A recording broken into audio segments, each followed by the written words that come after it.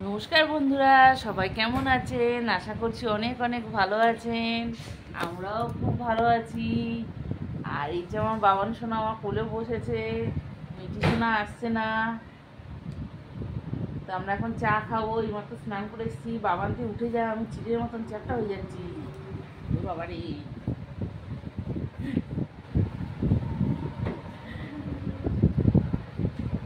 তো কাজকর্ম সব সারা হয়ে গেছে, এইমাত্র স্নান করে আসলাম।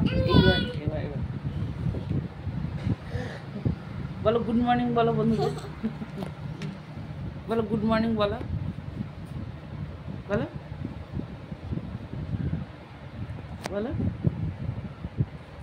শুভ সকাল বন্ধুরা, বলো তোমরা সবাই কেমন আছো?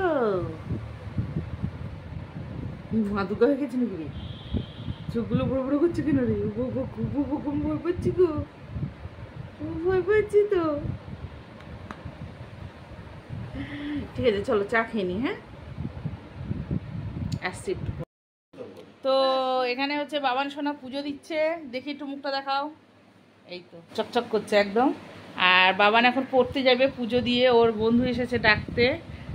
আর মিঠি সোনা যাবে ওর বাবার সাথে, একটু বেরোবে, ওকে রেডি করে দিয়েছি। মা আলতাগুলো কি করলে আঙুলের? কোথায় গেল জানিস? কালকে রাত্রে কি হয়েছে, আমাদের ভূতে পা ধরে টেনেছি জানিস? সত্যি সত্যি। কি গো বলো তো, অভিজ্ঞতাটা বলো তোমার।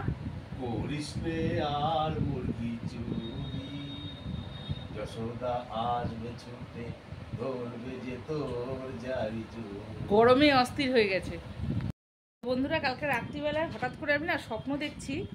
রাত্রি হবে না ভোর হবে বলো না, তখন মাঝরাত্রি হবে। তো দেখছি কি আমার না পা ধরে কেউ একজন টানছে। তো আমি যা ঘুমাই, আমাকে যদি স্বয়ং যমরাজ এসেও ডাকে আমি মনে হয় উঠবো না। তো এবার পা ধরে নাড়া দিচ্ছে, পা ধরে নাড়া দিচ্ছে, আবার ঘুম ভেঙে গেছে। আমি উঠে বসে পড়েছি, মানে ভাবতে হবে যে হ্যাঁ কিছু একটা ঘটনা। উঠে বসে পড়েছি কি কেউ একজন দমাদ্দম দমাদ্দম দমাদ্দম পায়ের গোড়ালি দিয়ে দিচ্ছে আমার পায়ের মধ্যে।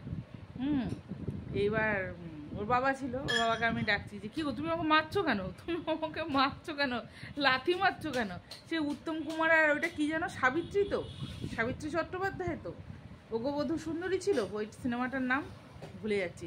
সেই লাথি মেরে খাট থেকে ফেলে দিয়েছিল। বাবা কি দুদিন এলো রে, আমাকে কি এবার ফেলে দেবে নাকি? যাক আমি খাটের মাঝখানে শুই, তো আমি পড়িনি, ধারে শুলে পড়ে যেতাম।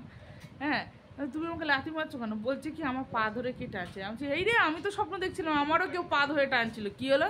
বলছে তাহলে ভূত ফুত কেউ এসেছে ঘরে। তো যাই হোক, এইসব সব ঘটনা। সকালবেলায় কারেন্ট ছিল না, বসে বসে গল্প টল্প করলাম, ভিডিও তো করতে পারিনি। আর লাথি খেয়ে ঘুম ভাঙলো বরের, লাথি খেয়ে না তারপর আবার ঘুমিয়েছি। কী অবস্থা।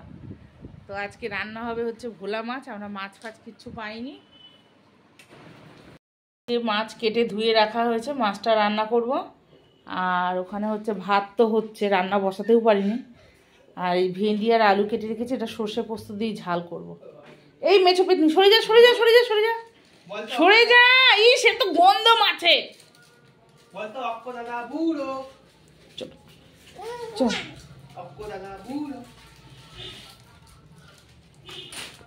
ভীষণ মেঘলা, ঘুমট গরম ছিল। কারেন্ট এলো এই 10-15 মিনিট মতন হবে, কারেন্ট এলো।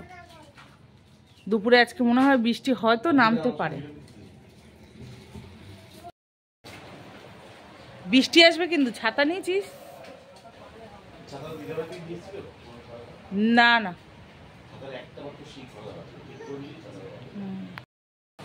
কোথায় যাচ্ছ? কোথায় যাচ্ছ তুমি? বলো কোথায় যাচ্ছ, বলো। বাড়ির থেকে চলে যাচ্ছ? ওখানে নোংরার মধ্যে গিয়ে তুমি মাটি খাচ্ছ, আর তোমাকে বকা যাবে না? কেন? আমাকে বলছে তুমি আমাকে ডাকবে না, ব্যাস আমি বাড়ির থেকে চলে যাব। না হলে দাঁড়া। মাছটা আমি নিয়েছি তাই। হ্যাঁ, এটা যদি ওর বাবা নিয়ে আসতো আমি তো গালাগাল দিতাম, ভীষণ মুখ করতাম, কেন এই মাছটা দেখে শুনে তুমি নিয়ে এসেছো। মাছটা নেওয়ার সময় দেখে নিলাম শক্ত, আর মাছটার কি চেহারা হয়েছে, একটা লেজা ছাড়া একটাও গোটা উঠলো না মাছ। এবার তার মধ্যে কি মাছটা আমি আগে এই যে এই মাছটা রান্না করেছি, মোরলা মাছটা ভাজলাম, তারপরে ভোলা মাছটা ভাজা বসিয়েছি। তারপরে এই মাছটা কি করে ভেঙে যায়। এটা নাকি 2খানা মাছ, 80 টাকার মাছ। এইটা 80 টাকার গায়ে একদম বল নেই, দেখতে পাচ্ছি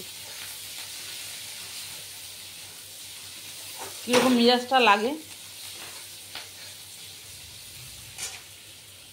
তো বন্ধুরা রান্না হয়ে গেল, মাছ নামাবো আমি এবার। মাছটা ভেঙে গেছে, মাছটা জানি না খেতে কেমন হবে। তো মাছটা এরকম দেখে তো আমি পেঁয়াজ রসুন সবই দিলাম, নাহলে শুধু আদা আর পেঁয়াজ বেটে কালো জিরে দিয়ে মাছের ঝালটা করি। আর এই যে সেই ভেন্ডি করেছি সর্ষে পোস্ত দিয়ে, আর এখানে হচ্ছে সেই মাছটা ভাজা। এই কটা মানে মাছটা কম পড়েছিল, এই কটা দিয়ে মেকআপ দিয়েছিল। তো জানি না খেতে পারবো কি না। আবার ডিমের পোচ পোচ করে নিতে হবে তাহলে আবার।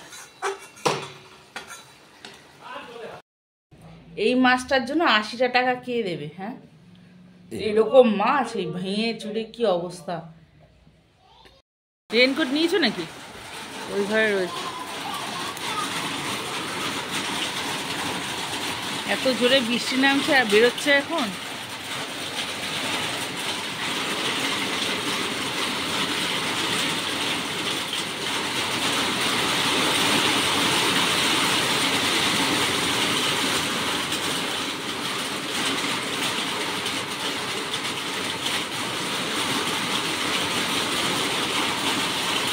বন্ধুরা মিঠি সোনার ভাত নিয়ে চলে এলাম।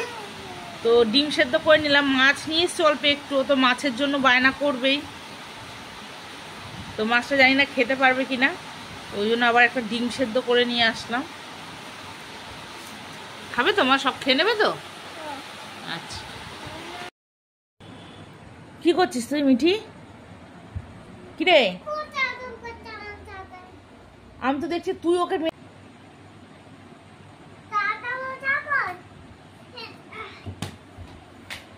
শুরু হয়ে গেছে। কপাল,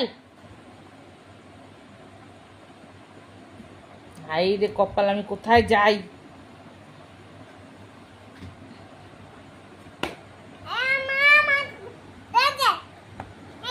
বাবান বাবান বাবান বাবান, ওরে ভগবান রে। বন্ধুরা আমাদের রাতের খাবার হচ্ছে রুটি আর এই যে কুমড়ো আলু ভাজা। তোর মাছ আছে, ভেন্ডির তরকারিও আছে একটু। ওমা এসে বসো।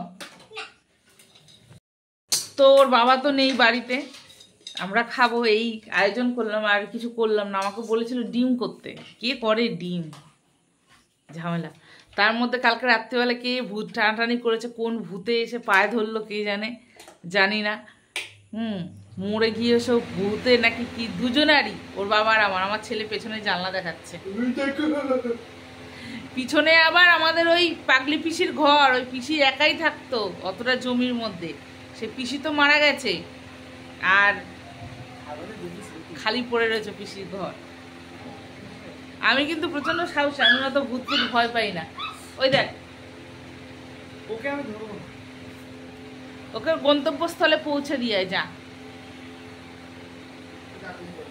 চোখের তলায় কালি, অন্ধকার, না ঘুমিয়ে ঘুমিয়ে রাত্রে ফোন ঘেটে ঘেটে জানি না কি হবে।